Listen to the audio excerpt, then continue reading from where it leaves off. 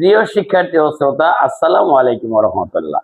আজকে তিনটি কোশ্চেন করব, যা আমরা দৈনন্দিন জীবনে ইউজ করি, কিন্তু ব্যাখ্যা অনেকে জানি, অনেকে হয়তোবা জানিই না, অথচ বৈজ্ঞানিক সুন্দর ব্যাখ্যা আছে।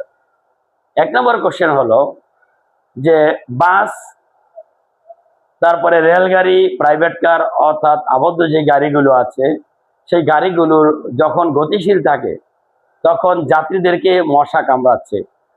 যাত্রীরা বসে আছে অথচ মশা তো বসে নেই, সে উঠতেছে। সে কিভাবে উড়ে? সে তো পিছনে গিয়ে লেগে মারা যাওয়ার কথা। সে বহাল তবিয়তে চলন্ত গাড়িতে উঠতেছে এবং যাত্রীদেরকে কামড়াচ্ছে। এর কারণ কি? এর বৈজ্ঞানিক ব্যাখ্যা কি? তোমরা যারা জানো কমেন্টসে লিখে দিবে। 2 নম্বর কোশ্চেন হলো, চলন্ত গাড়ি থেকে যখন কোনো যাত্রী নামে তখন হেল্পাররা বলে যে মামা বাম পা দিয়ে নামেন, বাম পা দিয়ে নামেন। আর মহিলারা নামলে বলে যে খালাম্মা বাম পা দিয়ে নামেন, বাম পা দিয়ে নামেন। ডান পা দিয়ে নামলে কি সমস্যা? এর বৈজ্ঞানিক ব্যাখ্যা আছে। আর বাম পা দিয়ে নামলে কোনো সমস্যা হয় না কেন, এটা এর ব্যাখ্যা অবশ্যই জরুরি দরকার আছে। আমরা অবশ্যই আগামী ক্লাসে দিব। আর তোমরা যদি জানো অবশ্যই কমেন্ট বক্সে লিখে দিবে।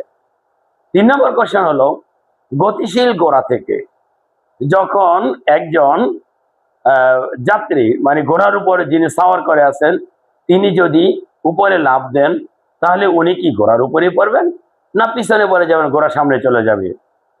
আমরা আশা করি এর প্রপার এবং সুন্দর ব্যাখ্যা তোমাদের জানা আছে। যারা জানো ব্যাখ্যাগুলো তারা অবশ্যই কমেন্টস বক্সে লিখে দিবে।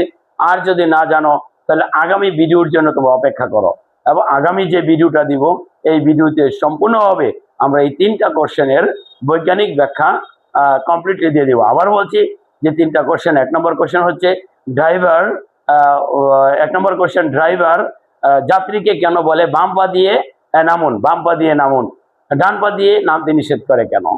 2 নম্বর কোশ্চেন হচ্ছে যে গতিশীল ঘোড়া থেকে যখন যাত্রী লাফ দেয় একজন ঘোড়ার সাওয়ারি, তখন ঘোড়ার উপরে পড়বে না পিছনেই পড়বে?